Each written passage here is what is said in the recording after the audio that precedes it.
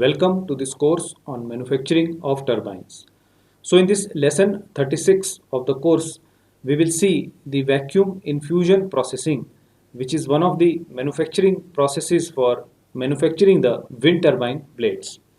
So the outline of this lesson will follow the vacuum infusion processing. We will start with introduction of vacuum infusion processing. We will do a comparison of vacuum infusion processing with other open molding process like the hand layup process and vacuum bagging process. We will see the benefits of vacuum infusion. We will understand resin saturation and flow dynamics. We will look at the VIP or vacuum infusion processing setup and the equipment which is used. We will also look at step-by-step process which is followed in vacuum infusion processing. And lastly, we will look at the various challenges which are there in this process of vacuum infusion processing. So as we know, we are dealing with manufacturing of wind turbine blades, which consist of the composite materials essentially made up of epoxy as the matrix and reinforcement in form of glass fibers and carbon fibers. So in this regard, the use of vacuum infusion processing as a composite manufacturing technique, this involves infusion of resin into the fiber preform within the mold under vacuum pressure.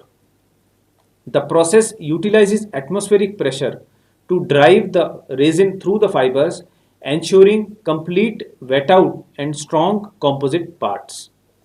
The significance of VIP in the composite manufacturing is there from the aspect of producing lightweight, high strength composite parts wherever required. The method is particularly valued for its ability to produce large, complex parts with consistent quality and reducing material wastage and tooling costs. So if we do a comparison of the vacuum infusion processing with hand layup and vacuum bagging, so in hand layup, this process involves manually applying the resin to the reinforcement using brushes or rollers. While the method is straightforward, it often leads to excess resin, which can lead to a weakened composite structure. For the vacuum bagging process, an improvement exists over hand layup process, as vacuum bagging involves placing of a vacuum bag over the wet laminate, which helps in removing excess resin. However, this process still starts with an over-saturated laminate, and the amount of resin removed depends on several variables, leading to inconsistencies in the part quality. On the other hand, the vacuum infusion processing or VIP differs by applying vacuum while the laminate is still dry. This means the fiber preform which is placed is in the dry condition.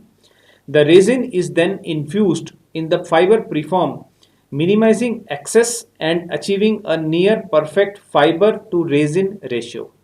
The process ensures that only necessary amount of resin is introduced, leading to a stronger, lighter and more consistent composite parts. Because of these attributes of vacuum infusion processing, there are several benefits of vacuum infusion. So some of the namely benefits include superior fiber to resin ratio. So the VIP process achieves a more optimized fiber to resin ratio compared to traditional methods. Excess resin, which can lead to brittleness and reduced strength, is minimized, resulting in composites with enhanced mechanical properties. Consistent resin usage is the second advantage, in which the controlled nature of vacuum infusion processing ensures predictable resin usage, reducing material wastage and improving cost efficiency. This consistency is particularly beneficial in large scale manufacturing where uniformity is critical. The third benefits of vacuum infusion processing is extended setup time. The vacuum infusion processing method allows for an unlimited setup time since the vacuum is applied before resin infusion. This eliminates the rush associated with the resin pot life and reduces the risk of errors therefore improving part quality in the final product. Lastly, the vacuum infusion processing is a much cleaner and safer process. The absence of manual resin application in vacuum infusion processing reduces the mess and exposure to harmful fumes. The process is contained, leading to a safer working environment with less need for personal protective equipment. So now we will focus our attention on resin saturation and flow dynamics. So this is particularly with respect to the flow of the resin in the dry fiber preform under the influence of vacuum pressure. In vacuum infusion processing, resin flow is carefully controlled to avoid oversaturation. The process starts with dry reinforcement and the excess resin is infused under vacuum pressure. The method ensures that resin completely wets out the reinforcement, filling all the voids without leaving excess resin. The flow dynamics are managed by strategically placed resin feed lines and use of flow media, ensuring even distribution across the laminate. Vacuum infusion processing setup and equipment includes some of the key components. So these key components include vacuum pumps, vacuum tubing, resin traps, and spiral tubing. So we will see in little detail each of these component and what role does each of the component play in vacuum infusion processing method. The vacuum pumps are basically the essential component to create the necessary vacuum pressure to drive the resin into the laminate. The choice of pump depends on the size and complexity of the project or the product. The vacuum tubing is basically a strong vinyl tubing that can resist collapse under vacuum pressure, ensuring a reliable vacuum seal throughout the process. Resin traps include the third component which protect the vacuum pump by catching excess resin that could otherwise damage the pumps. Multiple traps are recommended for larger products. Spiral tubing is basically used for both vacuum line extenders as well as resin feed lines. The spiral design allows for a more even distribution of the resin across the laminate. So here we can see the schematic of vacuum infusion processing setup. So vacuum infusion processing setup is also a open molding process. So as we have seen some of the processes previously, those were the closed molding processes, but it is an open molding process. So this means the mold is open, it is not closed here. So here in this mold, the fiber preform is pre-placed in dry condition. So here we can pre-place the fiber preform in dry condition.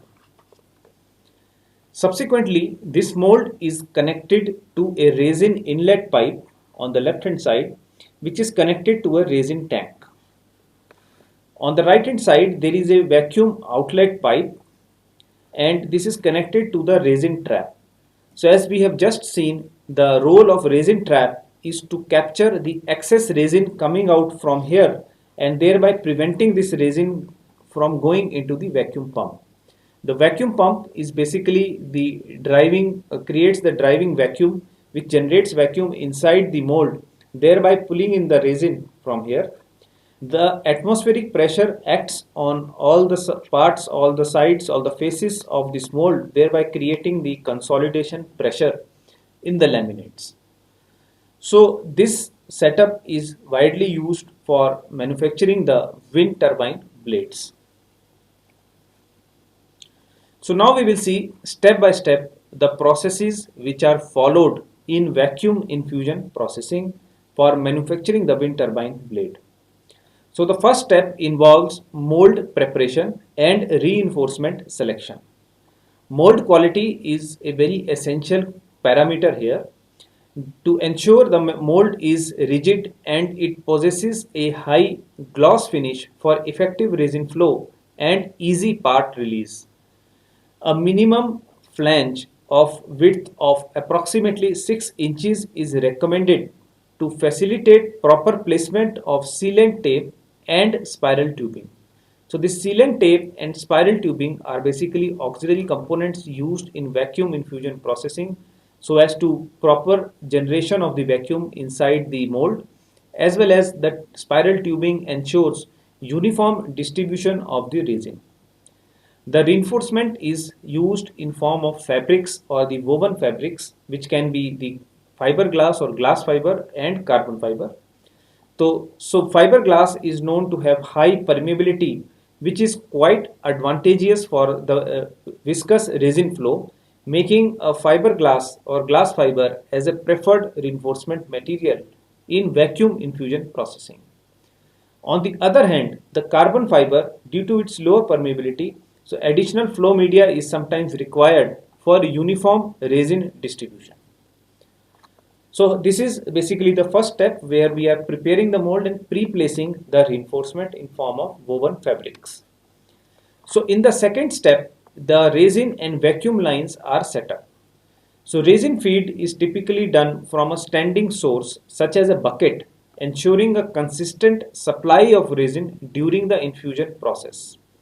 The resin line should be installed before the vacuum bag is sealed, ensuring a smooth transition during the infusion process. The vacuum line basically are used as a vacuum tubing which can be used for both vacuum application and resin infusion. Specialized material unique to vacuum infusion processing can be employed to optimize resin flow through the laminate, ensuring uniform distribution. So here we can see that resin feed lines etc. are placed inside the mold along the reinforcement, and the vacuum feed lines are also placed. Next is the Inca Fusion filter jacket in vacuum infusion processing. The role of this component is the Inca Fusion filter jacket is a standard material used in nearly all vacuum infusion processing projects. It is placed on top of the laminate and is removed when the part is demolded. The material also serves as an anchor for T-fittings which connect the resin and vacuum lines. The design and functionality of the filter jacket include a 4-inch wide resin flow channel typically laid along the length of the laminate. Similar to the nylon matting but narrower, and it is contained within a fabric sock.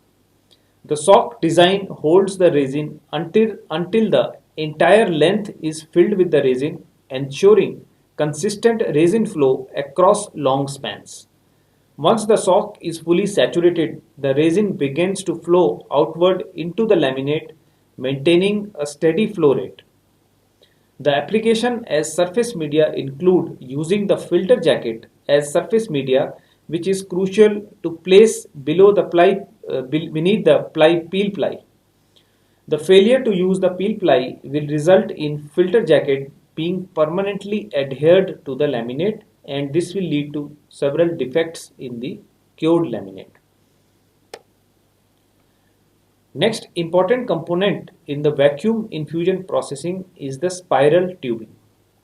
Spiral tubing, sometimes also known as the spiral wrap, is a plastic ribbon that is coiled into the shape of a tube.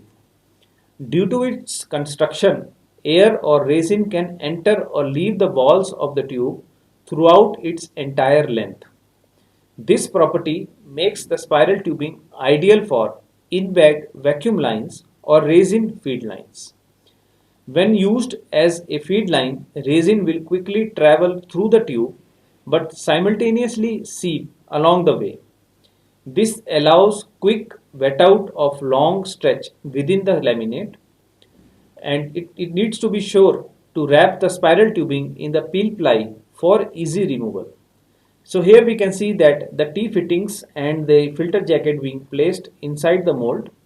Subsequently, we can also see the placement of the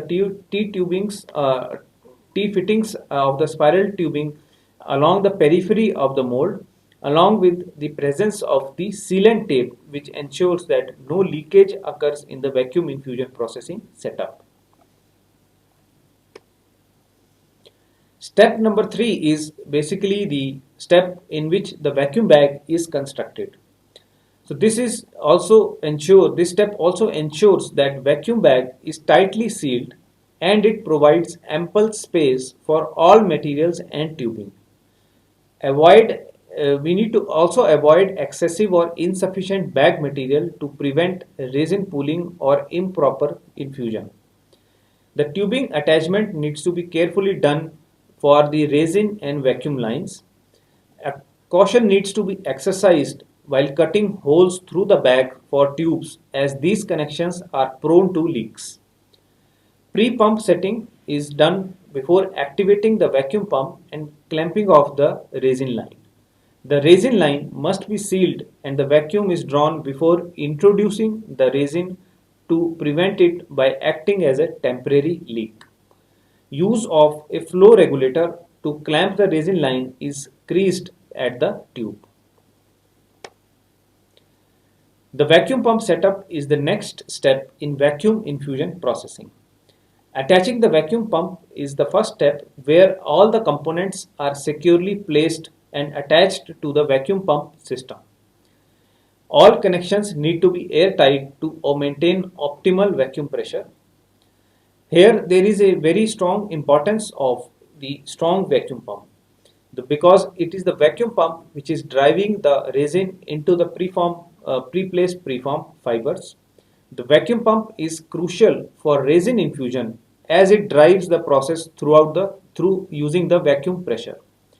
A stronger pump is generally more effective and helps to expedite the infusion process, ensuring uniform resin distribution. Selecting a pump with sufficient capacity and strength can enhance the overall efficiency and quality of vacuum infusion processing process. Step number 5 is basically preparation for infusion. Here the resin choice is a key aspect in vacuum infusion processing. As we are dealing with manufacturing of the wind turbine blade, so epoxy based resins are more popular. There is a common misconception that the special infusion resin is required. While this may not be the case, the general guidelines to consider are to be considered while making the choice of the appropriate resin. Resin viscosity is another important parameter because lower viscosity resin aids in infusion as it allows for easy permeation of the reinforcement. Highly viscous resins may require more careful planning and additional resin lines and flow media to ensure that even the viscous of the viscous resin completely wets out the reinforcement and there are no resin starved regions in the mold. Next step is basically the preparation of infusion where the resin bucket is set up. So no use of brushes or rollers is done in this case and are done in this case, and certain steps are necessary to keep the resin line from the bucket. So bucket, resin line holder, zip strips and spring clamps are used. The resin line holder is the length of the rigid material attached to the resin tubing via zip strips. This setup keeps the resin tubing straight, preventing it from twisting and curling. Cutting the tubing end at an angle to avoid vacuum sealing to the base of the bucket is also done to ensure consistent flow of resin.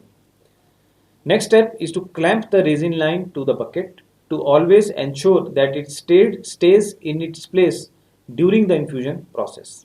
So here we can see in the schematic the angle cut of the resin line, the use of zip strips to hold the resin line in its place to ensure that nothing moves and there is a complete resin infusion during the vacuum infusion processing for wind turbine blades. Next is the resin infusion step. So this also involves certain sub-steps in which the first sub-step is to catalyze the resin and prepare for infusion. Here the catalyzation of the resin is basically mixing of the resin with the hardener. The resin is mixed thoroughly, ensuring the resin bucket assembly is securely in place to prevent leaks. Also, remove flow regulator from the resin inlet to begin infusion. The second step is infusion process. The resin will be drawn through the tube into the laminate. We need to watch for resin feed line to fill the resin, and the resin should expand outward into the reinforcement. And this process of resin infusion shall continue until the laminate is fully saturated. The third sub-step involves clamp offing the resin line. After the laminate is saturated with the resin, we need to clamp off the resin line to prevent the presence of air bubbles. Use of the same method is done as before to crease the tube and attach the flow regulator. We need to perform this task carefully in order to avoid creation of new leak points. Lastly, the maintenance of vacuum pressure is done to maintain a constant pressure, and this is continued until the resin has gelled, which means the cross-linking has started in the resin to prevent premature air introduction. So here we can see the complete detail of the vacuum infusion processing setup, where all the components have been assembled, starting with the mold. In the mold we have replaced the reinforcement. On the reinforcement, the filter jacket is applied through which the resin inlet pipe is connected. The spiral tubing is placed all around the mold to ensure the complete filling and uniform filling of the mold. The sealant tape is also applied on the periphery of the mold to avoid any air leaks. And subsequently, at the T-fitting, the vacuum outlet line is also connected. As we have seen, it is further connected to the vacuum pump. And then the peel ply is also applied in order to safely remove the filter jacket, and to also ensure that the filter jacket is not adhered to the cured part. So here we can see the use of vacuum infusion processing in manufacturing of the wind turbine blades, where the lower half of the blade is placed in the mold, and we can see all these vacuum lines and resin infusion lines passing through it. We can also see the connection of the various resin inlets on the vacuum bagging, and subsequently the complete setup is being infused with the resin here in the schematic in the photograph as shown here. So this is one of the popular process to manufacture the wind turbine blades. So next is the curing. So curing, as we know, is an irreversible chemical reaction which occurs at a molecular level, and this reaction leads to development of the crosslinks between the polymer molecules. The polymer which is used in this case is resin based out of epoxy, which is thermoset. On a macro scale, during curing, heating is done and debulking is done. As we have also seen earlier, the debulking is important to reduce void content, and always it is targeted to have a reasonable goal of void content less than 0.5 percentage.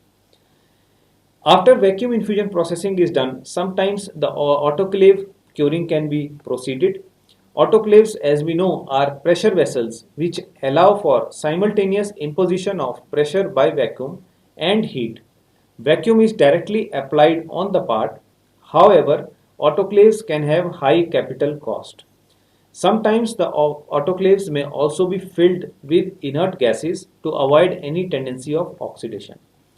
Use of autoclave may also be beneficial for assemblies which need to be bonded while they are cured.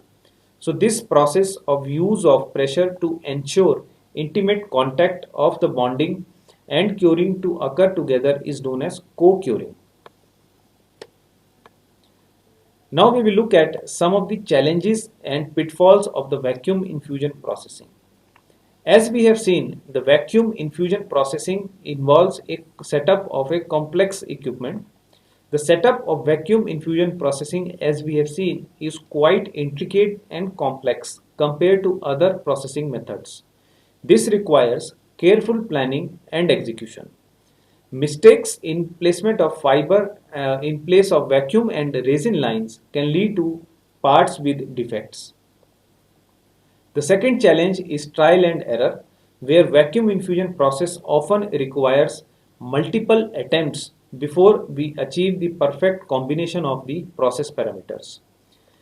The beginners of this process should expect a learning curve, and initial failures in this process can serve as valuable lessons. Then the risk of ruined parts. As infusion begins, there is little room for error. Even the minor issues such as small vacuum leak can lead to resin pooling or undersaturation, potentially ruining the part. So with this, we have seen several details, the mechanisms and the equipment of vacuum infusion processing. We will now summarize what all is covered. So in this lesson, we have seen the details of vacuum infusion processing. This process is also abbreviated as VIP. So we have seen the details of various equipment which are used in VIP. We have seen the step-wise procedure which is followed in vacuum infusion processing. We have also looked at how VIP has been used for manufacturing the wind turbine blades.